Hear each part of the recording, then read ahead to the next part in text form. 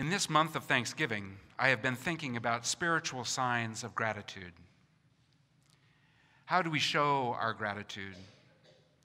What is the evidence? Where are the signs that tell us or anyone else that we are grateful? There's a battle that rages within each of us, I believe, between greed and gratitude, between wanting more and being satisfied with what we already have. What I'm looking for is a spiritual balance between thankfulness for what is and dissatisfaction with what is not. I think that balance, that sign of gratitude, might be contentment. One night of most weeks, Mike, my roommate, and I have dinner with my nephew Jeff, his wife Amanda, and their 2.5-year-old daughter Kira. Mike, who is much younger, stronger, and fit than I am, plays a game with Kira that they call punt the baby or kick the baby. It sounds wrong, but it really isn't. Kira loves it and asks for it by name. Mo, Mike, kick the baby. It's very cute. I don't know whether I can demonstrate this. Mike stands on one leg, Kira sits backward on his other foot, and he punts her gently above his head and then swings her down by her arms. Kira squeals with delight, and all the adults love that, of course. She's a bit of a daredevil. Like every child that age I've ever known, Kira rarely wants to quit that game or any other activity before the adults are ready to quit. She almost always wants more.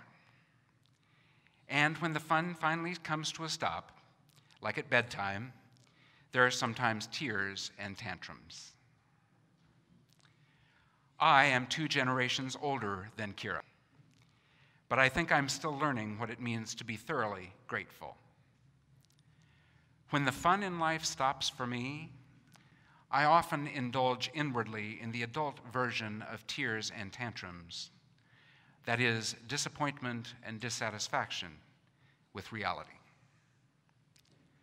It seems I, too, am always wanting more of something. And yet I can't escape the sense that at some point wanting more reflects a lack of gratitude for what has already been given to me. When is life as it is not enough? You probably remember the news story a few weeks back about the company called Ashley Madison. It advertises itself as a dating site for married people who want to have affairs. It made the news recently because its files were hacked and the names of many users were released. The business claims 39 million members in 53 countries. Its motto is, "Life is short, have an affair." Really? I want everyone to have good opportunities for sexual satisfaction. But that business is a flagrant attempt to exploit our desire to get more than we have. And at what cost? It seems clear that what the site does not promote is gratitude.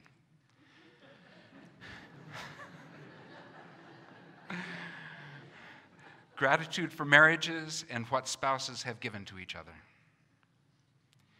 4 of the 7 medieval deadly sins are about wanting more than we have or need: lust, gluttony, envy, and greed. I would group them all under the heading of lust. And there are other lusts than the one Ashley Madison panders to. Pastor Patrick Nix of the Lighthouse Baptist Church wrote, "Not long ago I heard lust defined as wanting something else, someone else, or somewhere else. Ingratitude and discontent are poisons that destroy the best of men and women. Lust has caused many marriages to fail. It has drowned families in debt. It has led us on a never-ending chase for satisfaction." A former methamphetamine addict told me about his first experience during using the drug. He said it made him feel 10 times as good as he normally would have. But he told me he was already enjoying himself before he took the meth. I'm all for enhancing people's pleasure and happiness, but 10 times the amount of usual pleasure? How is that not greedy? How is wanting 10 times or 100 times or 1,000 times what we or anyone else can normally enjoy not the actual sin of greed? There can be too much of a good thing. Some opportunities we ought to turn down for our own good and for the good of others who do not have even our level of happiness.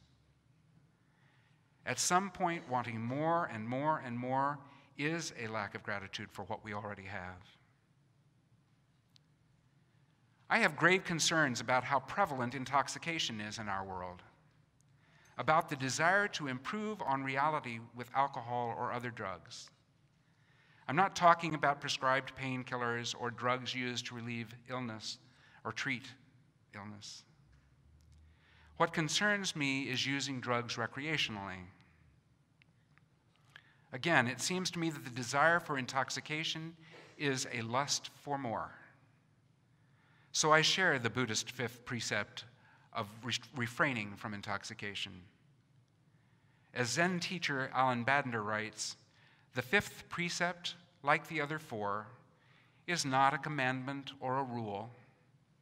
It is instead a 2,500-year-old suggestion. Tibetan Buddhist nun and author, the Venerable Bhikshuni Thubten Chodron, wrote this about her early studies. It's my current favorite story of the Buddhist approach to intoxication, to wanting more.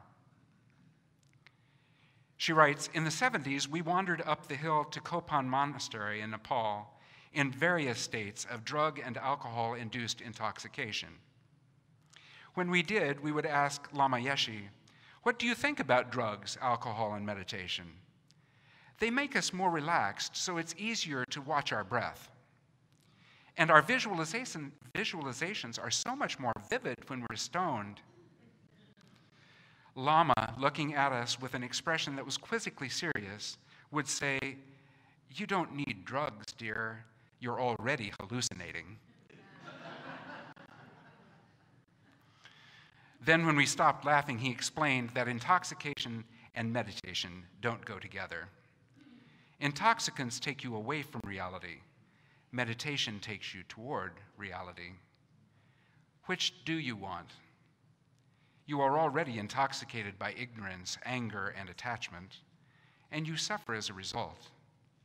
Why do you want to take more intoxicants? The desire for more. What do I want more of? Is it more health, more love, more wealth, more security, a longer and better life? Yes, all of those. My lust for more also shows up in my perfectionism. I'm always evaluating, comparing one thing to another. I'm not satisfied with what is right in front of me, with life as it is. Here are a couple of examples. While enjoying a beautiful waterfall in South Dakota last summer, I found myself comparing it to larger waterfalls I'd seen in Havasupai Canyon and in Hawaii. While enjoying one spectacular sunset, one mountain, one lake or ocean view somewhere, I have found myself wondering whether it is my favorite, the best I've ever seen. Sadly, I've asked the same question about myself, my friends, my family. Are they the best, my favorites? That dissatisfaction, that lack of contentment, my wanting more, shows, I think, my lack of gratitude for what is truly my blessed life. His Holiness the Dalai Lama said, there is never a perfect day. There is no perfection in the world. I think what that means is that we need to learn to be content with imperfection, our own, others, and the world's. As I said, I really am in favor of increasing happiness for everyone. In her interview of the Dalai Lama, Oprah Winfrey asked him, Is it possible for everyone to be happy? He said, it is possible, absolutely, and it's worthwhile for one to make an effort to achieve happiness. Just as the purpose of a plant is to grow, so it is that the main purpose of every human being is to survive and to grow until death. As far as mental development is concerned, we should never be complacent. We can develop our minds infinitely. There is no limitation. Many of us are discontent with how many possessions we have, but we're content when it comes to our spiritual development. That is the mistake we make. I used to believe that contentment was the same as happiness, or at least that contentment depended on happiness. I don't believe that anymore. Contentment is what Western Buddhist teacher Jack Kornfield calls the satisfaction of well-being. Contentment cannot mean having everything we want, and it certainly cannot mean having more of everything we want. The late Reverend Dr. Forrest Church, senior minister at the Unitarian Church of All Souls in New York City, said he tried to live by this mantra: want what you have, do what you can, be who you are. Want what you have, not more than you have. Do-Yeon Park is a Won Buddhist teacher, the chaplain at New York University. He wrote an article for the Huffington Post on September 4th, 2015. It was called "Contentment is Your Choice." There he said, I do not consider myself a type of person who is always looking for more to do, more to possess, more to achieve, more to desire. Not believing that's how to bring more happiness into life. Instead, I try to be a person who is content and grateful for what's here in the moment. One day in my teens, I tried listing all the things I wanted in my life. The list went on and on. I saw many people, including myself, wanting something more and different no matter what and how much we have. I realized that wanting is endless. It never knows enough. Once, as I was jogging on a hot summer afternoon, Do-Yeon wrote, I reached a point where I desperately wished for cool air. Much to my surprise, a fresh breeze began blowing out of nowhere. It felt delightful. There was nothing else I wanted. But the bliss didn't last long. A few minutes later, noticing that the wind was coming from the front, I thought it would be much better if the wind were blowing from behind me. That way it could push me forward and make the jog easier. The gratefulness for the wind certainly faded away, and it was replaced with feelings of discontent and annoyance. I realized how ridiculous this was and giggled at myself. Who do I think I am? Am I expecting the wind to change direction according to my wish? That was a moment, he writes, that I needed to remind myself to appreciate the moment. Then I could finish jogging with a sense of gratitude and contentment. Do-Yeon Park continues, there is one particular passage that resonates with me from the Won Buddhist scriptures. A wise person will be satisfied and grateful if 6 out of 10 times things work out in life the way one wished. How often do we want things to be exactly the way we want them to be? As a result, we lose time and energy to enjoy the blessings of life. Sotae-san made it clear that wanting all things in the world to be the way we want them to be is not wise, because that's not how things are. He is pointing out the inevitable and essential aspect of life. The Buddha taught this as dukkha, meaning suffering and dissatisfaction. The Buddhist practice starts with realizing this unavoidable aspect of human life. What do we do with loss, pain, suffering, even tragedy? Can we be content even with them? Can we be grateful, if not for them, at least for a life that includes them? Is there any answer to suffering that is not too simple, not just a platitude? The only answer that makes sense to me is that the pain of life is almost never total. Life's pain does not obliterate or cancel joy. Pain certainly does not make us happy, and maybe we cannot even be content with pain itself. But maybe we can be content with a life that includes pain, even terrible pain, because the pain is not all there is. Maybe we can be content, satisfied with our well-being on the whole, the 6 out of 10. What other way is there to be grateful for the gift of life except to be content with life as it is, including the suffering? Doyon Park also wrote, in the Won Buddhist tradition, contentment is not the fulfillment of what we want, but the understanding of what and how things are. Once we see suffering for what it is, we can continue the practice to understand it, learn from it, live with it, and ultimately be free from it. I heard a lot from Won Buddhist teachers in Korea that 6 out of 10 is good enough. But I used to find discontent in this teaching, thinking, why not 7 or 8 out of 10? As I've taught and practiced contentment, Doyon continues, I see many people are against it because they think there will be no growth. In the spiritual practice, contentment is not about having a passive, laid-back attitude. It's not about doing nothing because everything is perfect or there's no need for improvement. It means that we realize and accept what is here and now. When we are content with things and conditions around us, we are more likely to be calm and open. We need to remind ourselves constantly that it's not about what we have, but how we perceive what we have. In her article, After Tragedy, 3 Reasons and 21 Ways to Bring Joy Back into Your Life, Helena Goldstein wrote, my brother died suddenly at just 39 years old. One moment he was in the midst of a regular working day.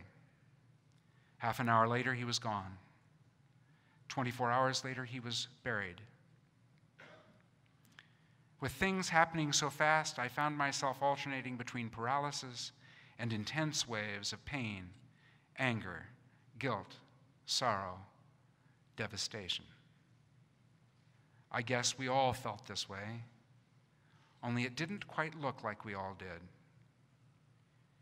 In between waves of sadness and silence, my brother's children were playing and having fun, enjoying ice cream as if nothing had happened. It wasn't just because they didn't quite understand what was going on. I mean, none of us could really understand this. If you've ever experienced a tragedy, and who hasn't, you know exactly what I mean. The children were merely being themselves. They were simply going with the constantly changing flow of their emotions and expressing that spontaneously. That's what children do. So they expressed the wonder of being alive as wholeheartedly and as immediately as they expressed the pain of missing their beloved father. We, the adults, were only able to feel and express the latter. Contentment cannot mean exactly the same thing as happiness. We cannot always be happy, pleased with everything that happens. But contentment is something we can develop and that can last throughout our lives, I believe. Jack Kornfield tells us that contentment is the satisfaction of well-being with things as they are, even as we are engaged in improving them. It is being satisfied that we can be happy most of the time, maybe 6 times out of 10.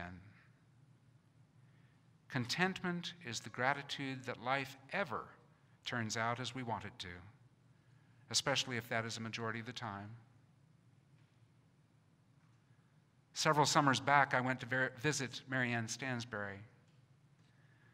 Marianne had hired me to be her accounting assistant when I was in college, and we became friends. She was an old woman when I saw her last, living alone in her small apartment. I asked her how she was doing. She told me, well, no one gets to be this age without some aches and pains. And I knew some of her deeper pains. She'd lost a husband, lost a son.